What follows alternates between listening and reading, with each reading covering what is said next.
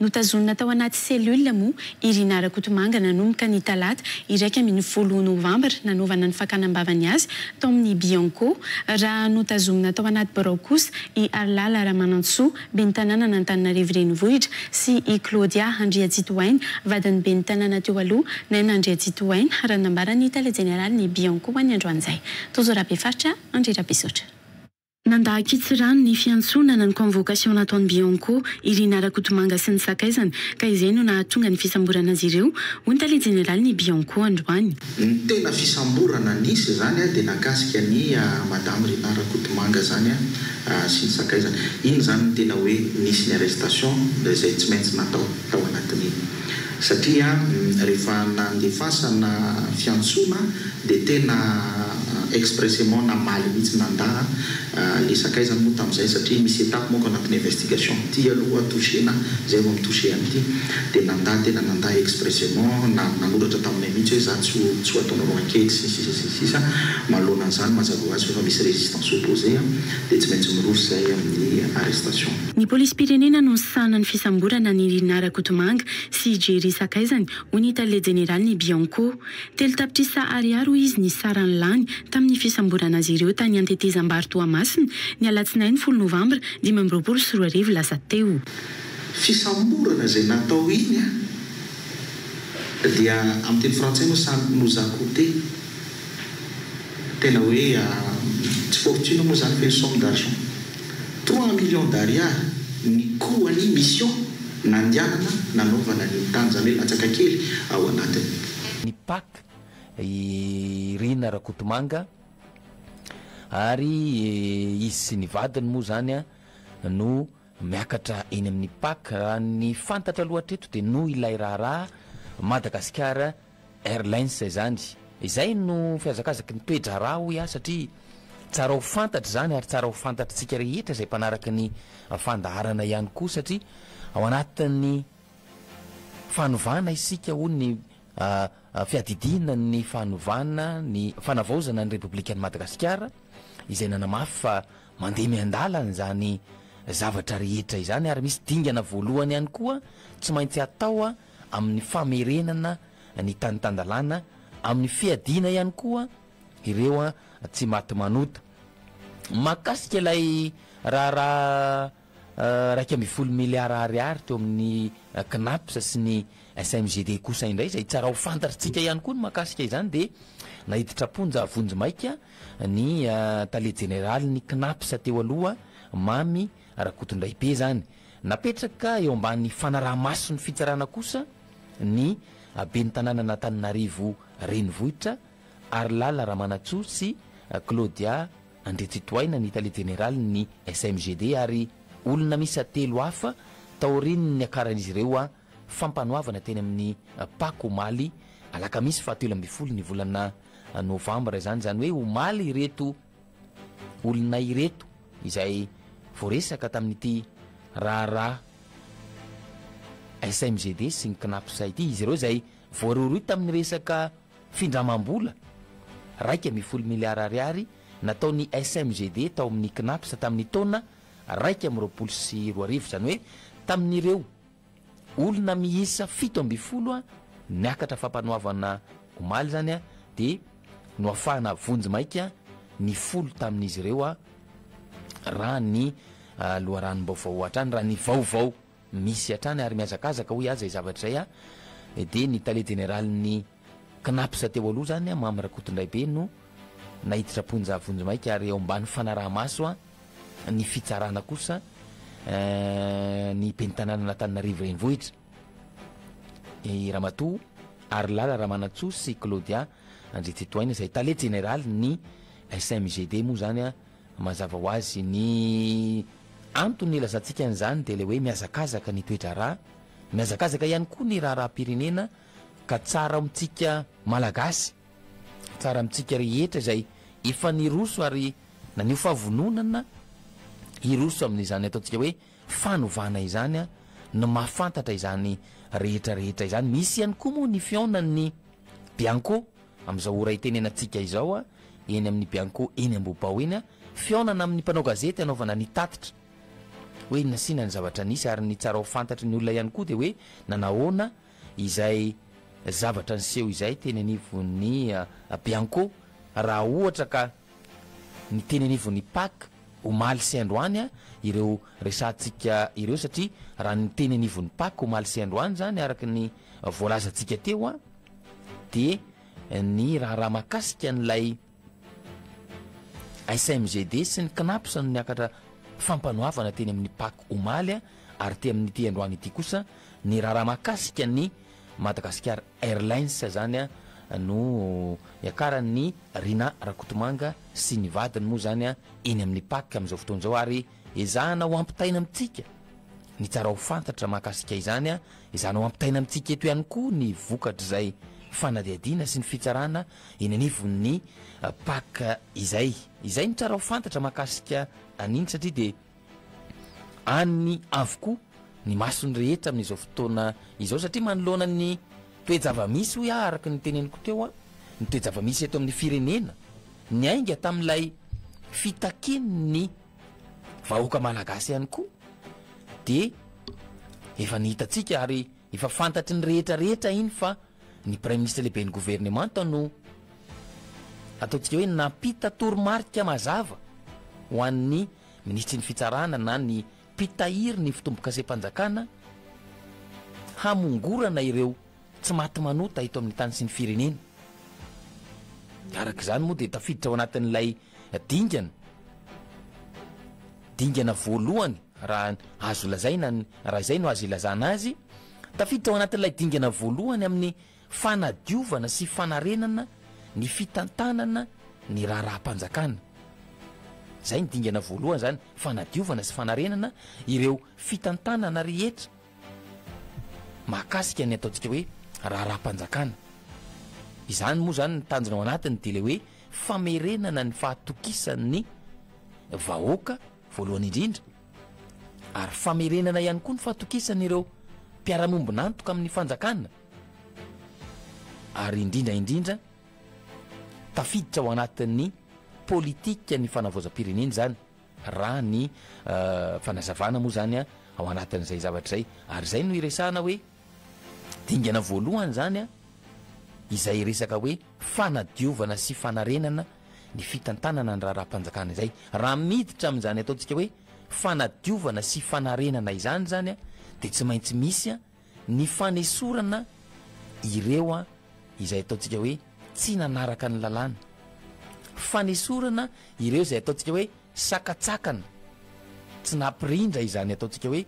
fitantanana ny raharaham-panjakana izany fanadiovana sy fanesorana ireo ataontsika hoe mpahazo tombotsoa manokana tamin'izany fitantanana ny raharaham-panjakana izany ary zay le tafiditra ao anatin'ilay hoe famongorana ireo tsy maty manota satria efa nisy teto amintsika hatramin'izay zany ataontsika hoe fikatsahana tombotsoa fahazahoana tombon-dahiny ny resaka ataontsika hoe kolikoly avolenta sy ny kitrano trano ao anatina fitantanana ny raharaham-panjakana izany ka izay le nytenen'ny tompon'andraikitra voalohany ny premier ministre lehibe ny gouvernemanta izany le hoe ahafahantsika miroso amin'izany famerenana ny fahatokisan'ny vahoaka sy famerenana ny fahatokisan'ireo mpiara-miombonantoka amin'ny fanjakana izany de tsy maintsy ho fongorona aloha ireo tsy maty manota eto amin'ny tany sy ny firenena amin'ny fotsy miankatra aloha araky nefa nateneniko ihany de zava-dehibe zay satria ny tena fototry ny fitakiany vahoaka malagasy averiko foana ny tena fototry ny fitakiany vahoaka malagasy eny de ilay famerenana ny rariny ny sinylay ataontsika hoe fitoviana tena anivon'ny fiarahamonina ary koa ny fampanjakana ny fahamarinana takina zany ataontsika hoe rariny zany eto amin'ny tany sy ny firenena satria raha ohatra votsivotsy vitsivitsy ny raisitsika raha ohatra ka samy malagasy zao ihany de tsy rariny kosa raha ohatra ka misy ilay ataontsika hoe eo ambonin'ny lalàna ireo tsy maty manota zany de misy ihany koa ireo voafehy na hoe eo ambanin'ny lalàna raha ny lalàna mipetraka nefa de hoe tsy misy na iray aza olona tokony ho eo ambonin'ny lalàna, eo ambany fifehezan'ny lalàna avokoa ny olona rehetra, tsy misy ankanavaka na iza na inona toerana misy azy. Ho famingorana an'izay zany de tsy maintsy misy dinka anao arahana, tsy maintsy misy lalovanao ahafahana miroso am'izay. Ohatra iray am'ilay tsirariny le niteneniko teo hoe tsirariny raha misy olona ao ambony lalàna, ny hafa kosa eo ambany lalàna, de eo mipetraka amin'ny fantaniana fa iza moa zany ireto olony reto no hoe eo ambony lalàna izy. Zay ny fantaniana petrakitsika eny amin'ny fiarahamonina, ary zay miteraka fisaraham-bazana ho an'ny samy malagasy izay fanjakan'ny tsirariny eny anivon'ny fiarahamonina zay. Ohatra tsotra ihany koa hoe rariny ve raha ohatra ka ny quartier iray raha tsy ilaza afa-tsy hoe izy ny ao an-tsaiko anaty hazo isotry tapaka mandrakariva ny jiro, nefa ny ao akaikiny eo ataontsika hoe 67 hectara tsy ahitana jiro tapaka mihitsy, nefa samy mpanjifa ny jirama zao avokoa, samy mandoa facture ny jirama avokoa. Izay le tsirariny zay, ary zay tsirariny zay ny adina sy ny takina. Tamin'ny voalohany moa de somary nanisy oeso, nisy ny omey tamin'ny baba Ser Clément Ser Liliny, ny taritarika bidon nandeha teny amin'ny anteny merandoolona teny Anosikely.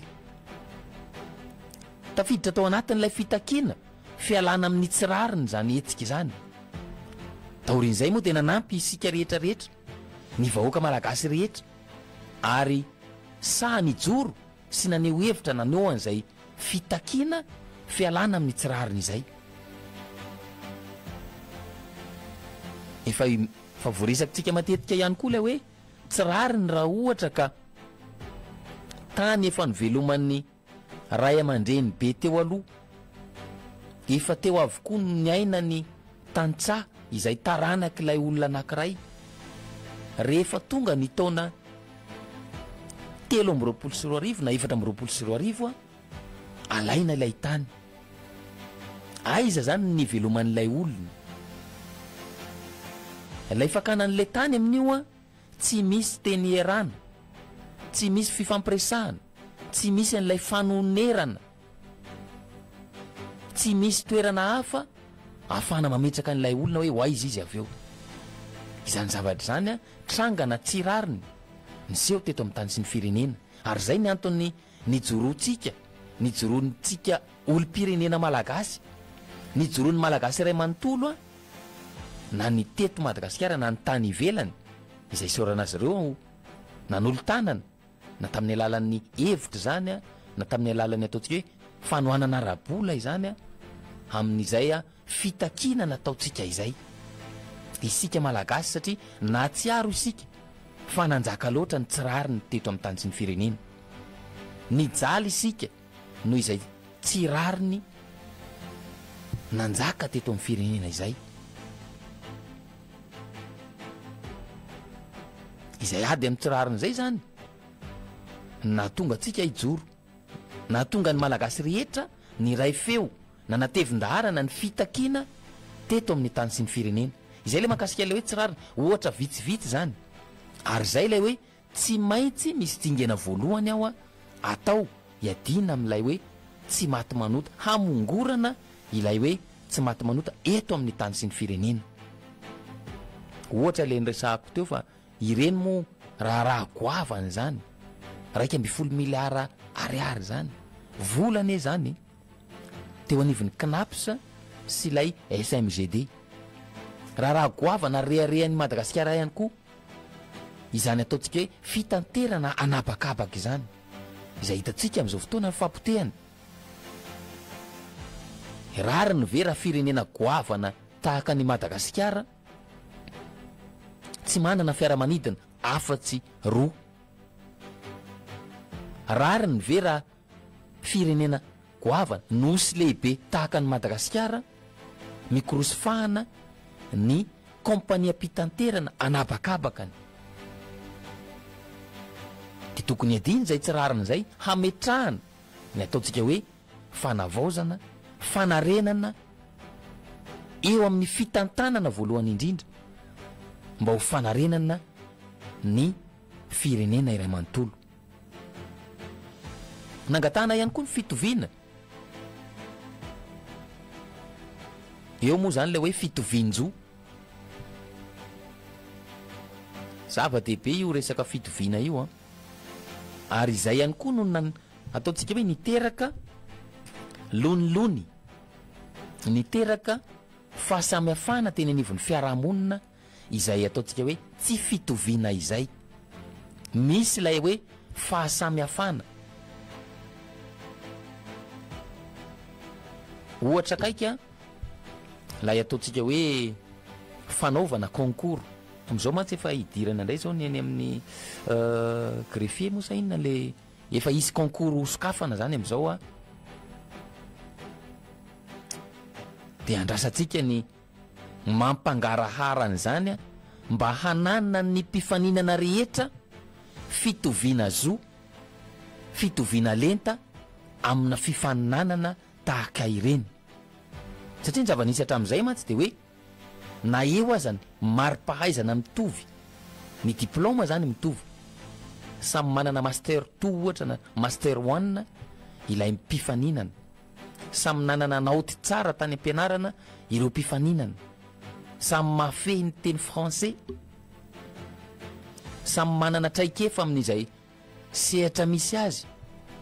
kanefa kosa tsy mitovy ny herijika hahafahany ireo mpifaninana ireo satria ny antony de tsotra zanaky ny generaly atsy na hoe zandry ny ministra tatsy na hoe cousine ny tale generaly aroa na ihany koa sipasipany ministra atsy ireny manana chance kokoa ho afaka raha mitaha amin'ilay zana-bahoaka hafa tia mpifaninana aminy. Zavatra nisy teto amintsika zany ary zavatra misy tokony ho ravana hialana amin'ilay hoe fisiny ny fahasamihafana ny ainana teto amintsika zany ary zay ny mahatonga an'ilay hoe kolikoly satria samy mba teo afaka ihany de tsy maintsy mitady lalana zany ny ankamaroany ny sasany misy ary maro mihitsy ny